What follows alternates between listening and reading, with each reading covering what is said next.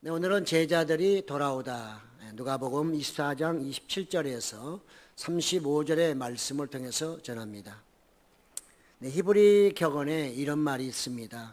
하나님은 부서진 것들을 사용하신다. 하나님은 부서진 것들을 사용하신다. 제가 어느 칼럼에 보니까요, 이런 내용이 있었습니다. 단단한 곡식이 부서져야 빵이 됩니다. 사람도 원숙한 인격과 신앙을 갖추려면 반드시 부서지는 과정을 밟아야 합니다. 부서짐의 사이즈가 성숙의 사이즈이기 때문입니다. 기독교는 죽음을 통하여 살고 버림을 통하여 얻고 부서짐을 통하여 알곡되고 깨어짐을 통하여 쓰임받고 포기함으로 소유하는 것입니다. 왜 불쑥 혈기가 나십니까? 왜 참을 수 없는 분노와 미움이 일어납니까? 왜 주체할 수 없는 원망과 짜증으로 시달리십니까? 왜 견딜 수 없는 답답함과 절망감으로 우울해하십니까? 덜 죽어서 그렇습니다. 덜 깨어져서 그렇습니다. 덜 부서져서 그렇습니다. 여호와 하나님은 우리가 생각하는 것보다 크신 분이십니다. 크신 여호와를 크게 믿고 찬양하고 섬기는 것이 지혜요 복입니다. 이렇게 칼럼에 나와 있습니다. 그렇습니다. 깨어진 분들은 이제 소망이 있는 것이죠. 무디는 이렇게 말하죠. 만약 성령으로 거듭났다면 당신은 하나님을 섬기려고 노력할 필요가 없을 것이다. 섬기는 일은 이미 당신에게 당연한 일이 되어 버렸기 때문이다. 그렇습니다. 우리는 하나님을 섬김에 있어서 성령이 함께하게 되면 굳이 내가 섬겨야지, 일해야지, 봉사해야지 이런 의식을 갖지 않아도 보면은 일하게 돼 있고 일하면 감사하고 즐거워하고 기쁨이 넘치게 되는 것이죠. 그래서 우리는 성령을 받으려고 애를 쓰는 것입니다. 네, 오늘 말씀 엠마오로 가는 두 제자 너무나 많이 설교를 들으셨을 것입니다. 네, 오늘 본문을 한마디로 요약하면 예수님이 십자가에 돌아가심으로 절망하며 고향으로 가던 두 제자가 부활하신 예수님을 도중에 만나고 그 즉시로 다시 돌아온다는 그런 이야기입니다. 그래서 제목도 제자들이 돌아오다. 두 사람만이 아니라 많은 사람들이 이제 돌아오게 되는 것이죠. 오늘 본문은 오늘날 우리의 모습을 보는 듯합니다. 우리는 코로나19 전만 해도 은혜 가운데 신앙생활 잘했고 모이는데 기쁨이 있었고 서로 간에 마음껏 즐기며 웃으며 정말 신앙생활을 했습니다. 그렇지만 갑작스럽게 찾아온 세계적인 이런 정말 코비드, 이로 인해서 생전 경험하지 못했던 사회적 격리, 정말 낯설기만 한 비대면 예배, 온라인 예배, 처음에는 논쟁이 뜨겁더니 시간이 한 2년 지나니까 이제는 너무너무 자연스러워졌습니다. 예배에 대한 그리움이나 열정도 식어가는 듯합니다. 위드 코로나 시대가 눈앞에 코앞에 와 있는데 교회들은 걱정하고 있습니다. 이제 이때가 얼마 남지 않았는데 과연 흩어져 버린 우리 성도님들 현장으로 돌아올 수 있을까? 주님 앞에 다시 돌아올 수 있을까? 하는 그런 근심이 많은 것은 어찌할 수 없는 것 같습니다. 우리는 이런 상황 속에서 오늘 말씀을 통하여 우리가 어떻게 다시 돌아가야 할 것인가 한번 생각해 보는 그런 시간 갖기를 원합니다. 예수님은 죄인들을 구원하시기 위해서 십자가의 죽음을 택하셨습니다. 하지만 그를 따르던 제자들은 절망의 늪에 빠지고 말았습니다. 예수님을 따를 땐 희망이 있었으나 예수님이 죽으신 후에 그들은 절망에 빠졌고요. 메시아를 따른다는 자부심이 하늘을 찔렀는데 이제는 좌절감에 빠지고 말았습니다. 예수님이 죽으신 후 많은 제자들은 고향으로 또는 두려워서 끼리끼리 모여 숨어 있었던 것입니다. 누가는 특히 엠마오로 가는 이 두 제자를 자세하게 우리에게 소개하고 있습니다. 두 제자는 예수님의 순교를 목격한 후 고향 엠마오를 향해서 지금 축 처진 어깨 터덜터덜 되는 그런 걸음걸이로 지금 고향을 향해서 가고 있습니다. 예루살렘에서 엠마오까지는 11km, 걸어가면 한 3시간 정도 걸리는 그런 거리입니다. 그들은 가면서 그동안 있었던 얘기를 서로 나누고 있습니다. 이러쿵저러쿵 좋은 때도 있었지만 슬픈 때도 나오미처럼 이게 웬 말이냐? 고향 떠나 부모 떠나 모든 거 다 버리고 그 메시아라고 메시아라고 생각했던 그분을 따랐더니 이게 웬 말이야? 아마 그러면서 그들은 지금 고향으로 내려가고 있을 겁니다. 그때 어느 한 사람이 그들의 그 걸어가는 발걸음에 함께 했습니다. 그러나 그들은 슬픔과 고통이 많았기 때문에 누가 옆에 오든 말든 별로 신경을 쓰지 않았죠. 그러니까 이제 그 사람이 오히려 말을 겁니다. 지금 두 사람은 무슨 얘기하면서 갑니까? 이렇게 물어볼 때 정말 그들이 잠시 슬픈 기색에 머물러서 특히 그 글로바라는 그 둘 중에 한 사람, 이 제자가 이렇게 말하죠. 당신은 예루살렘에 살면서 지금 그 십자가 사건도 모른단 말이요 하면서 얼마나 면박을 주는지요. 자기는 또 얼마나 똑똑하다고. 자기는 자기 앞에 있는 그분이 예수님인지도 모르고 있으면서 뭘 얼마큼 똑똑하다고 그거 모르냐고 난리치고 면박을 줍니까?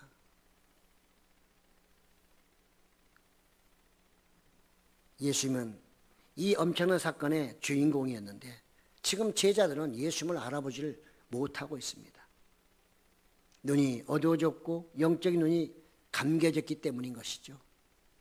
또한 예수님은 종전의 그 모습으로 그대로 오신 것이 아니라 변형된 영체로 오셨기 때문에 그들이 알아볼 수가 없는 것은 어찌 보면 매우 당연한 것이죠.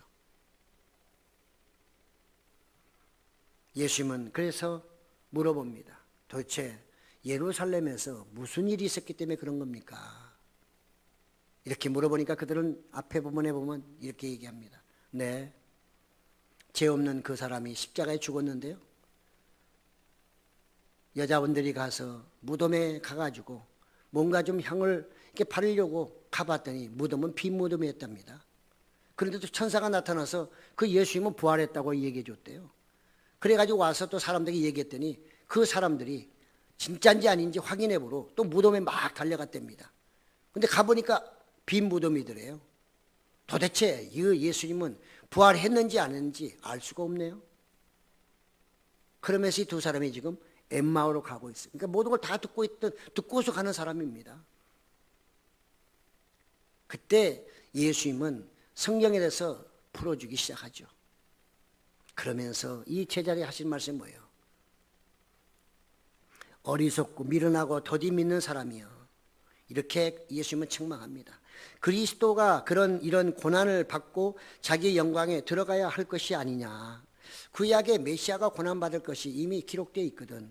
너희는 그것도 모르고 그분을 따랐단 말이냐. 이렇게 말씀을 하십니다. 그래도 그들은 여전히 예수님이 누군지 알지 못하고 계속 대화에 온 신경을 다 쓰고 있습니다. 그렇게 얘기를 하면서 가다 보니 이미 이제는 그 엠마오 그들이 갈 그 고향 가까이 오게 됐는데 날이 어두우면서 예수님은 이제 떠나려고 할 때 이 제자들이 여기까지 오셨는데 가다가 괜히 도둑이를 만나면 어떻게 하시려고 우리하고 같이 들어가서 좀 식사도 하시고 주무시고 내일 가시죠. 하도 간청하는 바람에 예수님은 그들과 함께 이제 그곳에 들어가게 됐죠. 식사할 때 예수님은 빵을 떼어서 나눠주며 축사하시면서 그들에게 떼어줄 때 그 순간 그들의 눈이 열린 것입니다. 아니 예수님께서 그들의 눈을 열어서 부활하신 예수님을 보게 하셨겠죠. 그래서 그들은 깜짝 놀라서 예수님이 아닌가 하고 그렇게 소리를 지르는 순간에 이미 또 그분은 사라지고 말았어요. 아니 좀 그래도 한 몇 분이나 좀 계시다 가시지. 좀 손도 만져보게 하시고 대화도 좀 더 하시고 야 그래 얼마나 슬펐겠니 하면서 좀 위로 좀 해주고 가시지 왜 금방 사라져 버렸을까요? 예수님은 또다시 그들을 시험하려고 하지 않았을까요? 이거 우리가 착시현상 아니야? 우리가 너무 생각하다 보니까 그냥 그분이 정말 나타난 것처럼 착각한 건 아닐까? 뭐 이런저런 생각하면서 안 따라올 수도 있고 여전히 고향으로 가서 그들의 삶을 살 수도 있겠죠. 그런데 그들은 은혜를 많이 받은 것 같습니다. 그 순간에 그들은 서로 간에 확인해 봅니다. 야, 아까 말씀 전할 때 혹시 마음이 뜨거워지지 않았어? 나도 그랬는데 서로 얘기를 하다 보니까 바로 그분이 예수님은 틀림없는 것 같고 서로의 그 말씀을 통해서 가슴이 뜨거워지고 마음이 뜨거워지고 그래서 성령이 역사했다는 것을 그들은 경험하게 되면서 기쁨과 황홀감이 그들에게 왔을 것입니다. 성령을 충만하게 받아보신 분들은 그 기쁨이란 표현할 수 없습니다. 뭘 먹어서 받아서 내 기도가 응답돼서 그게 아니고 그 성령 그것이 그 성령님이 우리에게 임함으로 인해서 오는 그 기쁨은 뭐로 표현할 수 없죠. 아마 이 두 제자에게는 그런 것이 그 순간에 왔던 것 같습니다. 그러니까 그들은 다시 진리를 찾게 된 겁니다. 부활하신 예수님, 우리가 생각할 때 돌아가시고 이제 끝났다고 생각했던 그 예수님이 부활하셔서 자기네 눈에 나타난 그것을 보는 순간 그게 진리잖아요. 진리를 다시 그들은 찾고 나니까 거기서 머무를 수도 없거니와 고향으로 갈 수도 없게 된 것이죠. 그 순간 그들은 그 자리에서 일어났습니다. 어둠이고 뭐고 필요 없어요. 두려움과 근심, 걱정 다 사라져버리고 오로지 마음의 즐거움과 또 나아가서 그 예루살렘에 돌아가서 제자들을 만나야 되겠다는 그 일념 때문에 그들은 그 즉시로 일어나서 그 길을 달려갔던 것이 어디로? 예루살렘을 향해서. 그들은 아마 거기 남아있던 많은 사람들이 어느 집에 있는 것인 줄 알았을 것입니다. 그러니까 그들은 그곳에 가게 됐고 그곳에 가서 보니까 정말 11 제자 사도들과 나아가서 다른 사람들이 그곳에서 지금 부활 얘기를 하고 있는 것입니다. 예수님에 대한 부활 얘기를 서로 간에 정말 얘기를 하면서 베드로에게는 그 부활하신 예수님이 나타나셨대 하면서 서로 간에 얘기를 하고 있을 때 그때 이 엠마오에서 돌아온 그 사람도 그들에게 간증하는 거죠. 우리가 이만저만해서 고향으로 내려가는 도중에 중간에 어떤 사람이 와가지고 뭐 식사 같이 하다가 빵을 나눠주는데 아무래도 예수님이 그 6월달에 하셨던 그 모습 같더라. 그래서 우리가 눈을 뜨고 보니 우리의 영이 열리고 보니 바로 부활하신 예수님이었는데 그 순간에도 사라지고 마는. 그래서 우리가 그 즉시로 지금 이곳에 왔다 하면서 그들이 만난 예수님을 그들이 증언하고 있는 걸 볼 수 있습니다. 거기 있는 많은 사람들은 그때부터 고민합니다. 그러면 예수님 만난 사람 기준이 많아지고 있으니 우리가 뭔가 해야 될 텐데 뭘 하지? 어떻게 하지? 밖에서는 수많은 사람들이 우리만 잡히기만 하면 죽이겠다고 저렇게 진을 치고 있고 어디 가서 복음을 전할 수 있는 그런 상황도 못 되는데 우리가 어떻게 할까? 뭘 해야 되나? 막 근심 걱정하고 있을 그때에 바로 부활하신 예수님이 그 자리에 오신 거죠. 그 뒤에 보면 나옵니다. 예수님의 첫 마디가 무엇입니까? 첫 마디가 바로 평강이 있을지어다 이렇게 말씀하셨어요. 예수님이 그들에게 하신 말씀은 두려움과 염려, 근심 앞으로 뭘 할까 그런 계획 이런 쪽이 아니라 너희에게 평강이 있을지어다 너희가 평안할지어다 예수님이 하신 말씀이죠. 예수님이 처음 복음을 전할 때는 회개하라 천국이 가까이 왔느니라. 부활하신 예수님이 그들에게 하신 말씀은 평강이 있을지어다. 그렇습니다. 예수님을 만나기 전에는 불안초조한 그런 인생이었다면 예수님을 만난 이후에는 우리의 삶에 평안이 찾아와야 하는 것이죠. 예수님은 그런 평안을 우리에게 주시겠다고 약속했고 우리에게 이미 주셨다고 성경은 말씀하고 있음을 우리가 알 수가 있습니다. 이 평강은 바로 무엇일까요? 이것은 바로 생기입니다. 죽었던 그들을 다시 살리는 그 생기입니다. 나아가서 이제는 앞으로 복음 사역을 하는데 모든 걸 감당할 수 있는 능력이기도 한 것이죠. 앞으로는 절대로 흔들리지 않는 확고부동한 부활 신앙이기도 한 것입니다. 이제는 순교도 감당할 수 있는 그런 보증서이기도 한 것입니다. 이처럼 기독교는 사람 위에 세워진 것이 아니라 부활하신 예수님 위에서 세워진 것입니다. 그렇기 때문에 우리는 교회가 사람으로 세워져서도 안 되고 사람이 세운다 할지라도 그것은 곧 무너지고 만다는 것을 너무나 잘 알고 있는 것이죠. 네, 우리는 정말 오늘 이 시대에 그 외면했던 제자들을 통해서 하나님이 예수님이 다시 교회를 세웠듯이 성령 충만한 사람들을 통해서 예수님이 다시 교회를 세웠듯이 오늘날 우리는 코로나19로부터 이제는 다시 벗어나서 성령 충만함으로 주님 우리에게 맡기신 이 교회를 다시 세워나가야 할 것입니다. 이것이 우리가 이 시대에 해야 될 의무인 것입니다. 코로나19가 결코 우리의 신앙을 약하게 하거나 교회를 무너뜨리게 할 수는 없다는 말씀입니다. 우리는 지금 코로나로 흩어진 이 교회들이 성령으로 다시 결집해서 단단한 교회로 세워져야 하는 것입니다. 탕자가 갈 곳은 아버지 집밖에 없습니다. 탕자가 처음이야 돈도 많고 멋부리고 하니까 사람들이 어서 오라고 웰컴 했겠으나 돈도 떨어지고 냄새나고 몰골이 형편없는데 누가 오라고 하겠습니까? 탕자를 맞이할 그분은 오로지 한 분, 아버지밖에 없어요. 우리 기독인이 어디로 갈 수 있겠습니까? 하나님의 진정한 선택을 받았다면 그 사람이 가는 곳은 딱 한 곳밖에 없어요. 여러분 세상에 다니면서 아무리 여러분이 노력하고 즐겁게 살아보십시오. 그것이 진정으로 즐거움이며 나아가 그것이 진정으로 인생의 목적이 되는지, 거기에서 여러분 의미를 찾고 흐뭇한 인생을 찾을 수 있는지 아닙니다. 예수 그리스도의 인침을 받지 않은 사람들은 그럴 수 있지만 육적으로 사니까 저나 여러분은 예수님의 인을 받아서 하나님의 사람으로 살아가야 되는 영적인 사람들이기 때문에 세상의 것은 잠시는 좋을 수 있겠으나 조금 시간 지나면 지루하고 따분하고 답답하고 그걸 통해서 진정한 기쁨을 얻을 수가 없습니다. 그렇기 때문에 우리가 가야 할 곳, 기독교인, 진정한 기독교인이 가야 할 곳은 교회를 세우신 예수님밖에 없습니다. 예수님께 와야만 위로를 받고 예수님께 와야만 진정한 평안을 얻을 수 있는 것이죠. 그래서 예수님이 다시 돌아온 그들에게 하신 말씀이 평강이 있을지어다 이렇게 말씀하신 것입니다. 우리는 지금 위드 코로나 시대를 이제 곧 눈앞에 두고 있습니다. 이제 11월 달, 한 달도 남지 않은 것 같습니다.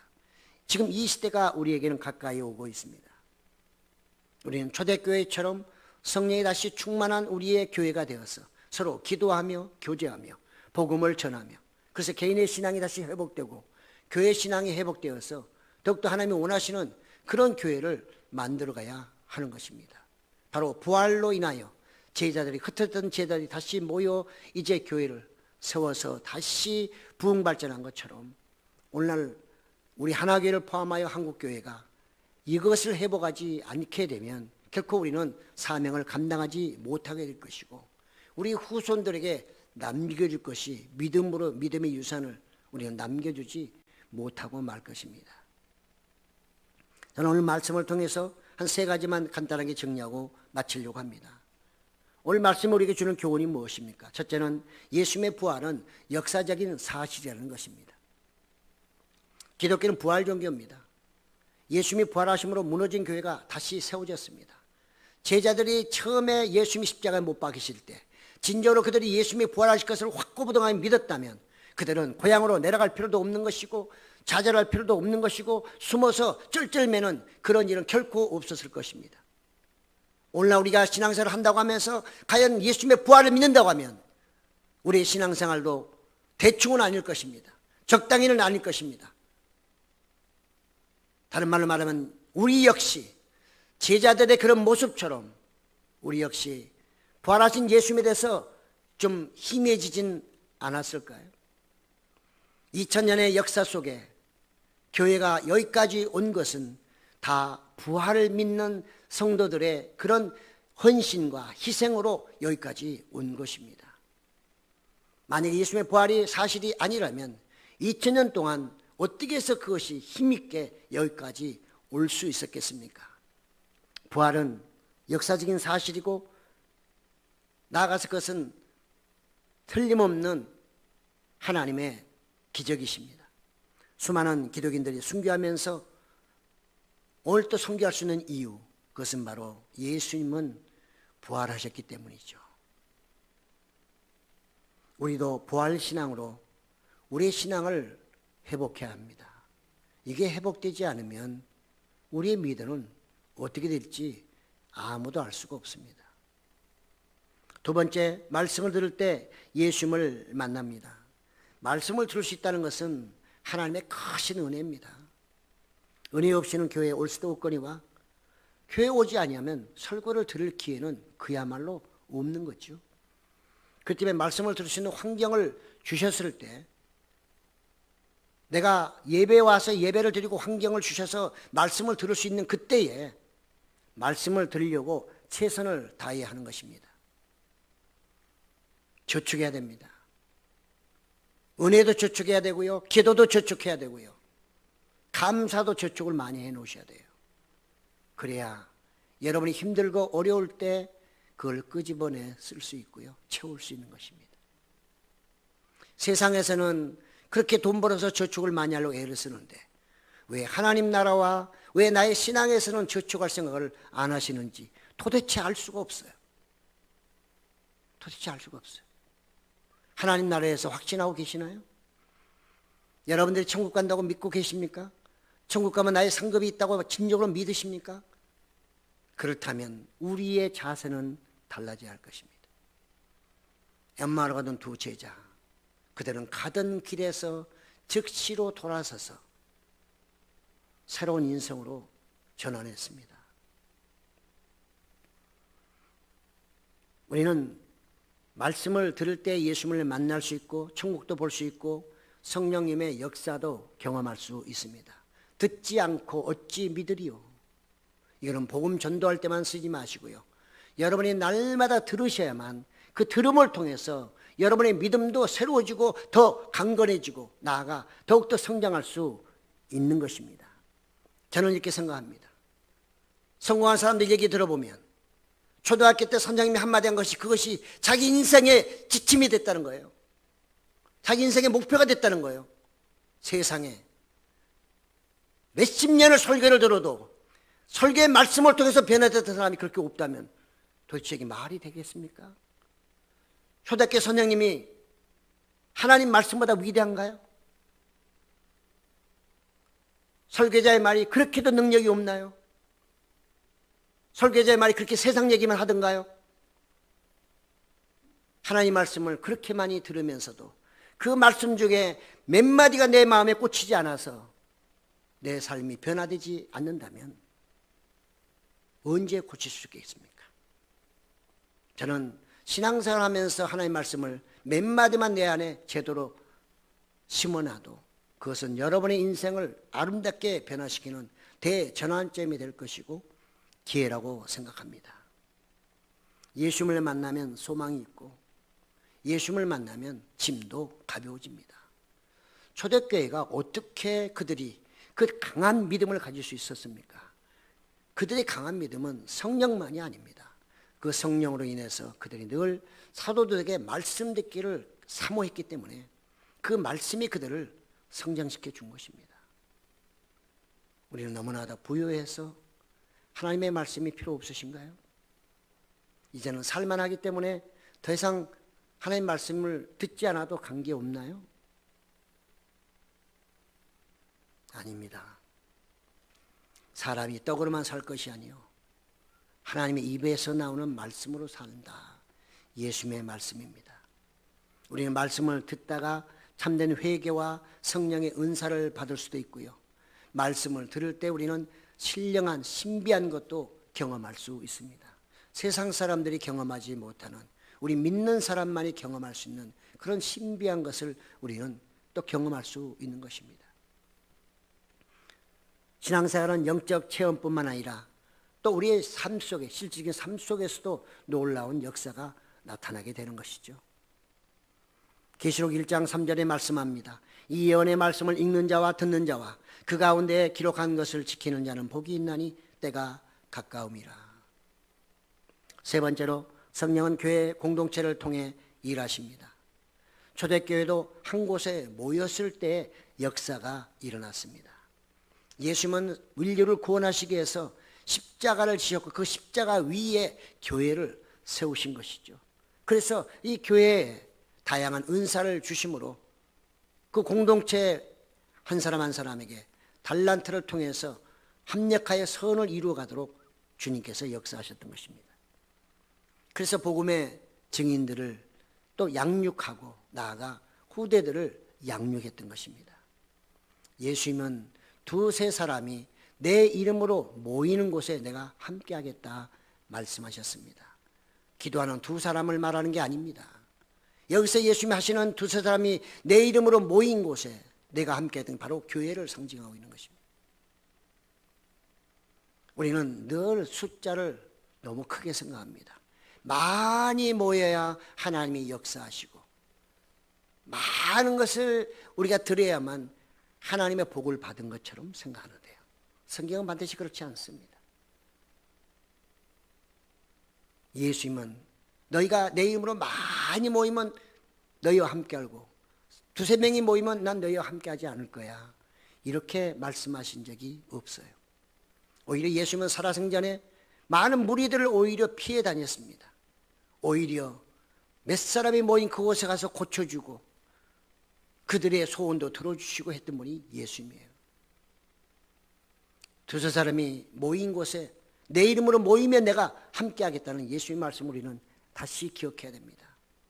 우리는 코로나 이후에 앞으로 위드 코로나 시대가 조만간에 올 텐데 우리 모든 교회들은 정신을 바짝 차려야 됩니다. 도대체 예배는 누구를 위해서 드리는 것입니까? 우리를 위해서 예배를 드리나요? 아닙니다. 예배는 하나님께 드리는 것입니다. 그런데 사람이 적기 때문에 안 모였기 때문에 안 드리고 모이니까 드린다고 하는 것은 이건 너무나도 불법적인 것입니다. 이건 성경에 맞지 않습니다. 하나님도 기뻐하지 않는 것입니다. 절대로 그런 일이 있어서는 안 되고요. 한국교회가 빨리 예배를 회복해야 됩니다. 이런저런 핑계대며 수요일날 금요일날 예배를 점점 피하는 새벽 예배도 마찬가지고 주일날 오전에 한 번 드리는 것으로 끝나는 교회도 점점 늘어난답니다. 좋겠죠? 네, 좋죠. 그렇지만 하나님 앞에 가봐야 돼요. 좋고 나쁜 것은 그분 앞에 가봐야 돼요. 우리가 평가할 일이 아닙니다. 그렇지만 성경은 분명히 뭐라고 말합니까? 모이기 힘쓰라고 말하고 있어요. 히브리서 10장 25절 모이기를 피하는 어떤 사람들의 습관과 같이 하지 말고 오직 권하여 그날이 가까움을 볼수록 더욱 그리하자. 모이기에 힘쓰라고 성경은 말하고 있는데 그날이 가까이 오고 있는데 점점 모이기를 피하는 이런 한국교회가 된다면 도대체 누구를 위한 신앙이며 누구를 위한 예배며 무엇을 향해 가는 한국교회일까요? 깊이 생각해 봐야 됩니다. 그리고 기도해야 됩니다. 그런 한국교회가 그런 우리 교회가 되지 않도록 교회 공동체는 하나님의 나라 속에서 모인 사람들입니다. 각자가 합력하여 선을 이루는 것이 사명입니다. 교회 공동체는 그래서 후손들을 위해서 저는 기독교 문화를 빨리 창조해야 된다고 생각합니다. 옛날식으로 하면 안 됩니다.